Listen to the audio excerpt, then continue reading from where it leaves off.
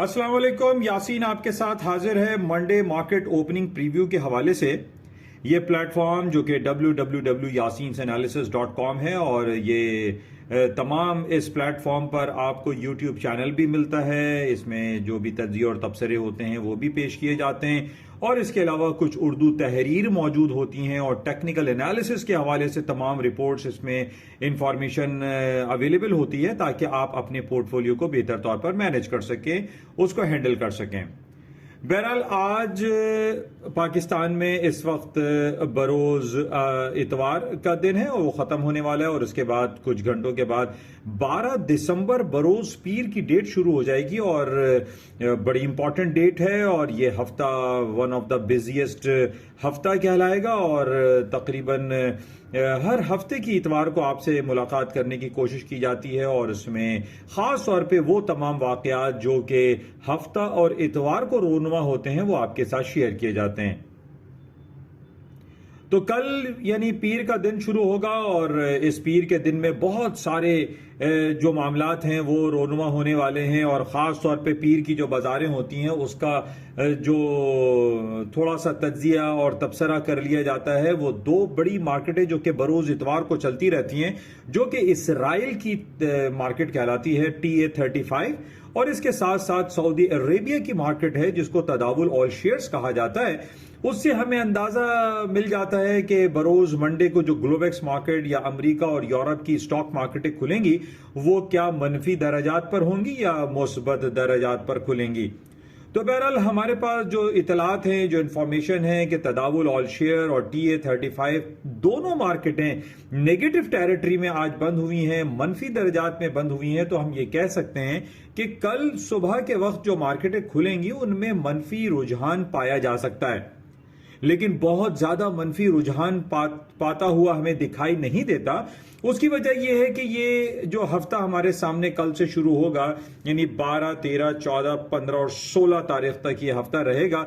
इस हफ्ते में बेतहाशा खबरें हैं, बेतहाशा जो है वो सेंट्रल बैंक्स की रिपोर्टें हैं। इसमें सबसे पहले हमारे पास 13 और 14 तारीख को अमेरिका के सेंट्रल बैंक की मीटिंग शुरू हो जाएगी और इसका बरोज बुध देर रात 12 बजे अनाउंसमेंट होगा जिसमें अमेरिका अपने शरह सूद का या इंटरेस्ट रेट का या फेडरल फंड का अनाउंसमेंट करेगा।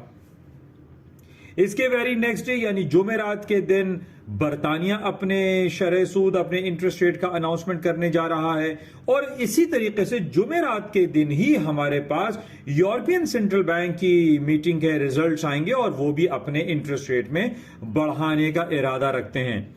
तो दुनिया की तीन बड़ी इकोनॉमीज जिसमें अमेरिका, बरतानिया और यूरोपियन यूनियन शामिल हैं, इन तीनों बड़ी इकोनॉमीज के इंटरेस्ट रेट का अनाउंसमेंट इस हफ्ते किया जाएगा।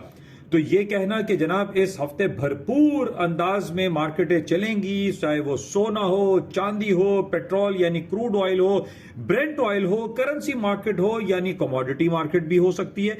तो इन तमाम मार्केटों में एक भरपूर अंदाज में एक उतार चढ़ाव देखने को मिलेगा। अच्छा, अब हम ये देख लेते हैं कि ये उतार चढ़ाव की जो मेन फोकस है वो किस पर रहेगा। तो वो जाहिर है कि अमेरिका जो कि पूरी दुनिया की सबसे बड़ी इकोनॉमी गिरदानी जाती है, जिसका total GDP 21 trillions of dollar है, उसकी अहमियत बहुत ज्यादा है। यानी कल बरोज पीर है, फिर मंगल है, मंगल को ये मीटिंग बैठेगी और बरोज बुध ये अपना अनाउंसमेंट जारी कर देगी कि जनाब अमेरिका के सेंट्रल बैंक अपने शरह सूद में 50 बेसिस पॉइंट इजाफा कर रहा है या वो 75 बेसिस पॉइंट इंटरेस्ट रेट बढ़ाएगा।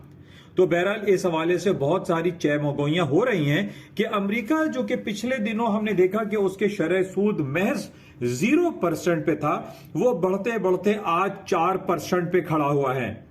तो अब यहां पर यह बात हो रही है कि क्या अमेरिका इस दफा भी अपने इंटरेस्ट रेट में 75 बेसिस पॉइंट का इजाफा करेगा। तो जवाब हमें मिलता है नहीं, बल्कि अमेरिका इस बार अपने इंटरेस्ट रेट में इजाफा करेगा तो वो 50 बेसिस पॉइंट इंटरेस्ट रेट में इजाफा करेगा या वो 25 बेसिस पॉइंट भी इंटरेस्ट रेट में इजाफा कर सकता है। यानी मकसद यह है कि पिछली 3-4 मीटिंग्स में अमेरिका ने जो 75 बेसिस पॉइंट यक्के बाद दीगरे अपने शरह सूद में इजाफा किया, यह हो सकता है कि अब अमेरिका अपने इंटरेस्ट रेट में इजाफा कम करे। देखें यहां मैं वर्ड इस्तेमाल कर रहा हूं कम करें, इजाफा तो होगा लेकिन कम होगा। कम होने का मकसद यह है कि इसके कम होने का जो इशारा हमें मिल रहा है कि अमेरिका का central bank 75 basis point interest rate नहीं बढ़ाएगा, जो अक्रॉस द बोर्ड ये ऑलरेडी ये बातें डिस्काउंट हो चुकी हैं। अब यहां पर यह बात हो रही है कि क्या America interest rate 50 basis point बढ़ाएगा या 25 बेसिस पॉइंट बढ़ाएगा, क्योंकि यहां पर इम्कानात ये भी जाहिर किए जा रहे हैं, क्योंकि अमेरिका में और पूरी दुनिया में हमने ये देखा कि मल्टी मंथ्स का लो कर दिया है क्रूड ऑयल और ब्रेंट ऑयल ने। क्रूड ऑयल की प्राइसेस जो कि पिछले दिनों 2 महीने पहले से $92 चल रही थी, वो आहिस्ता आहिस्ता गिरते गिरते 2 महीने के अंदर $70 तक की गिरावट तक का शिकार हो चुकी हैं।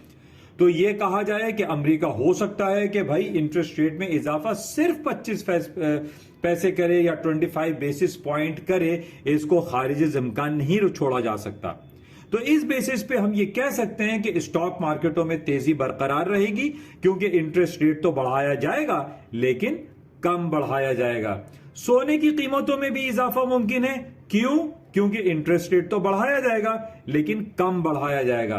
तो इस कम के अल्फाज को, इस कम के लफ्ज को जब हम चेक करते हैं तो हम ये देखते हैं कि इंटरेस्ट रेट तो बढ़ रहा है लेकिन कम बढ़ेगा। तो जब कम की बात हम करते हैं तो इसमें सोने चांदी की कीमतों में इजाफा हो सकता है, करेंसी मार्केट में euro, sterling, Swiss franc, Canadian dollar, Australian dollar की कीमतों में इजाफा हो सकता है।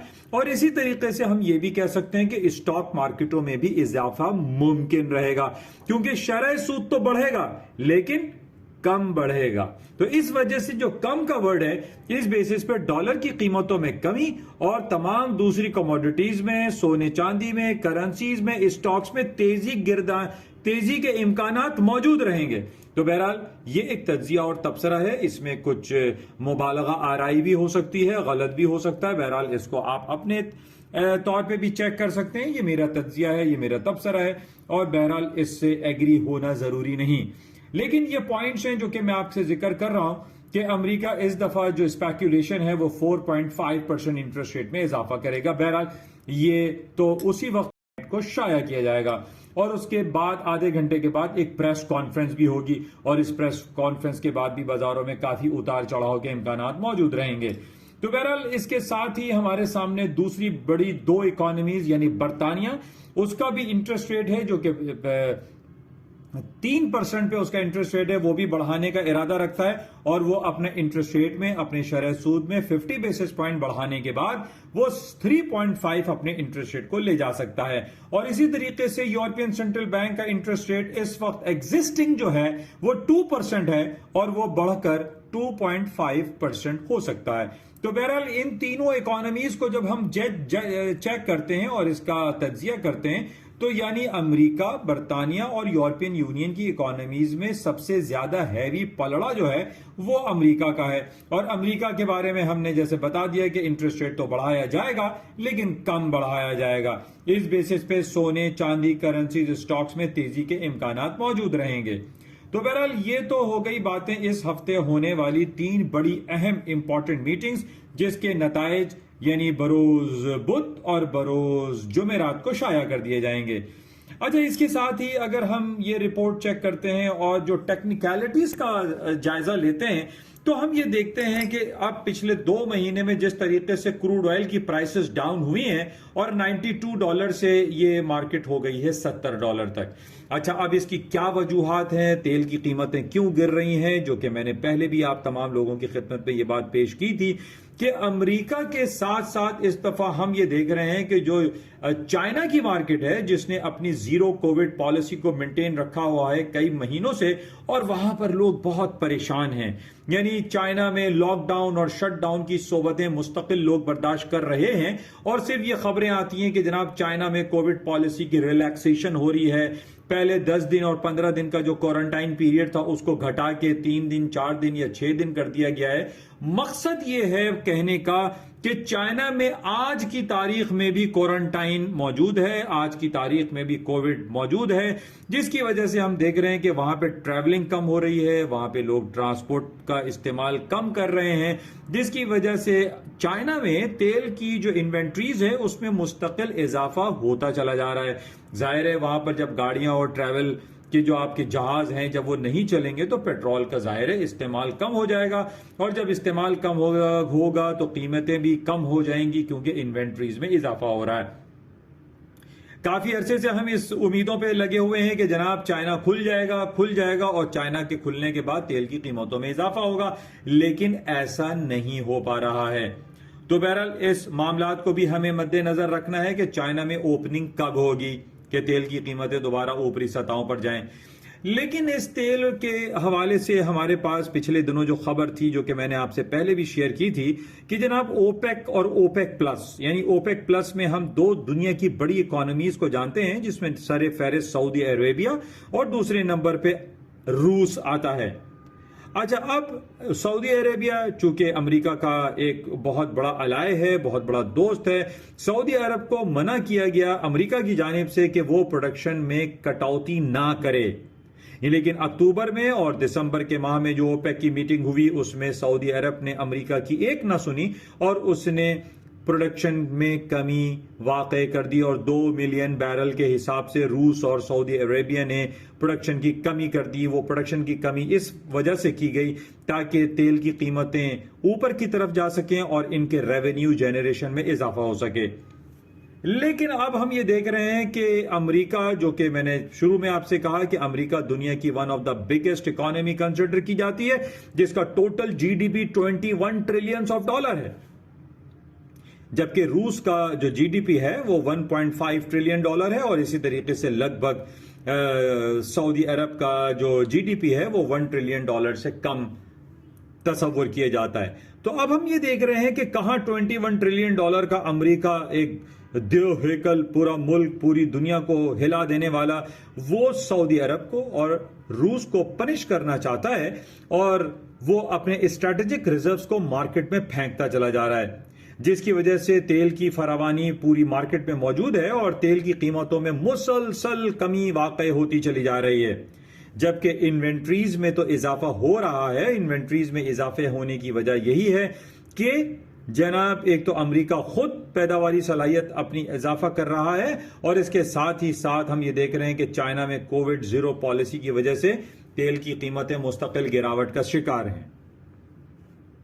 अब यहां पर यह बात आ रही है कि चूंकि यूरोप ने, G7 ने और अमेरिका और ऑस्ट्रेलिया ने यह ऐलान कर रखा है कि पूरी दुनिया को अगर रूस का पेट्रोल खरीदना है तो वो $60 में खरीदेगा, तो यहां पर ये बहुत बातें हो रही हैं कि जनाब अमेरिका अपने स्ट्रेटेजिक रिजर्व्स को मार्केट में फेंकेगा और कीमतें तेल की वो $60 तक ला सकता है और बल्कि लेस देन $60 भी आ सकती हैं। तो ऑन टेक्निकल ग्राउंड मैंने आपसे पहले भी जिक्र किया था कि 79-60 का लेवल बड़ा जबरदस्त था तेल का, कि अगर 79.60 का वो ब्रेक करता है तो तेल की कीमतें गिर जाएंगी और कुछ ऐसा ही हुआ, तेल की कीमतें मुस्तकिल गिरती रही और $70 पर आ गई। अब टेक्निकल ग्राउंड पे इसका 73 का लेवल बहुत इंपॉर्टेंट है। अगर मार्केट $73 से नीचे नीचे रहती है तो इसका मतलब है कि तेल की कीमतें मजीद नीचे की तरफ आ सकती हैं।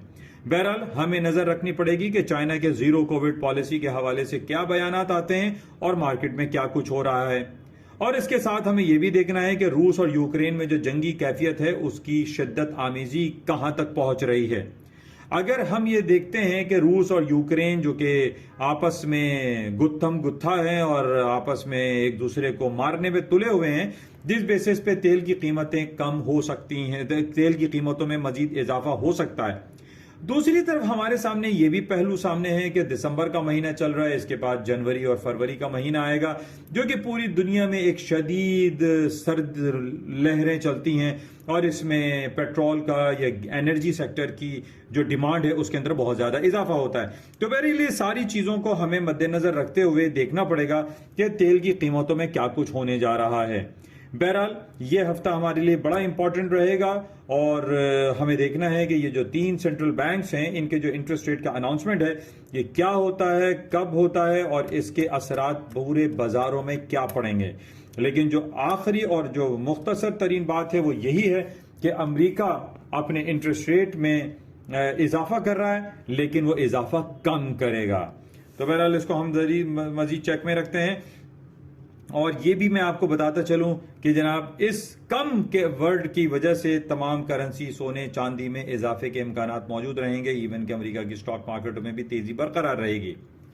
अच्छा, इसके साथ ही जो पाकिस्तान की अगर हम बात करते हैं तो पाकिस्तान में जो पॉलिटिकल अनसर्टेनिटी चल रही है, गैर यकीनी सूरत हाल है, और पाकिस्तान में जिस तरीके से एक सियासी जो खला है, सियासी खलफशार है, इसकी वजह से पूरी दुनिया की जो एक डायरेक्ट फॉरेन इन्वेस्टमेंट होती है, फॉरेन डायरेक्ट इन्वेस्टमेंट, वो FDIs पाकिस्तान में नहीं आ रही हैं।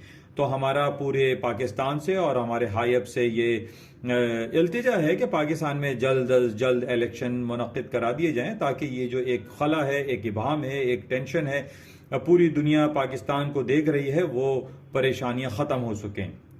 एक मुख्तसर एक जायज़ा ये है कि हम एक मुल्क जिसको हम बहुत ज़्यादा लाइक नहीं करते बिकॉज ऑफ के फ़लस्तीन पे उसने बहुत ज़्यादा जुल्म व सितम ढाए हुए हैं, जिसका नाम इसराइल है।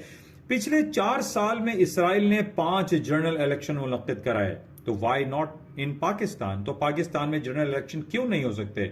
स्नैप इलेक्शन जिसको कहा जाता है कि प्री इलेक्शन क्यों नहीं हो सकते? पाकिस्तान की हुकूमत को, पाकिस्तान के जो बड़े बड़े जो इदारे हैं, उनको इस बात को सोचना पड़ेगा कि पाकिस्तान में जल्द अज जल्द अवामी राय और अवामी जो ख्वाहिश है उसको मद्देनजर रखते हुए जल्द से जल्द एक जनरल इलेक्शन करवाए जाए, ताकि सामने एक क्लियर कट जो है वो गवर्नमेंट सामने आ सके और वो अपने फैसले बेहतर तौर पर कर सकें। तो ये जिसकी वजह से हम ये देख रहे हैं कि पाकिस्तान में जो डॉलर की कीमतें हैं वो मुस्तकिल बढ़ती चली जा रही हैं, और कहा यह जा रहा है कि मार्केट में डॉलर शॉर्ट हो गया है, LCs नहीं खुल रही हैं, मार्केट में डॉलर अवेलेबल नहीं है, 250 260 पता नहीं मुख्तलिफ किस्म की बातें लोग कह रहे हैं कि 300 रुपये हो जाएगा। उसकी वजह यही है कि पाकिस्तान के फॉरेन करेंसी रिजर्व्स मुस्तकिल बेसिस पर डिक्लाइन होते चले जा रहे हैं, गिरते चले जा रहे हैं। पाकिस्तान में फॉरेन डायरेक्ट इन्वेस्टमेंट नहीं आ रही है, पाकिस्तान में डॉलर की शॉर्टफॉल है, पाकिस्तान में इंपोर्ट बिल बढ़ते चले जा रहे हैं और एक्सपोर्ट डिक्लाइन कर रही है। इसकी वजह सिर्फ और सिर्फ यही है, और इसका सिर्फ वाहिद सोल्यूशन यही है कि पाकिस्तान में जल्द अज जल्द जनरल इलेक्शन करवा दिए जाएं। तो बहरहाल ये कुछ बातें थी, आपके साथ शेयर की गई हैं। उम्मीद है कि इससे कुछ ना कुछ आपको इस्तेफादा हासिल होता होगा। मेरी आपसे इजाजत चाहूंगा, और गुजारिश ये है कि इस YouTube चैनल जिसका नाम NI on market by Yasin है, इसको आप लाइक करें।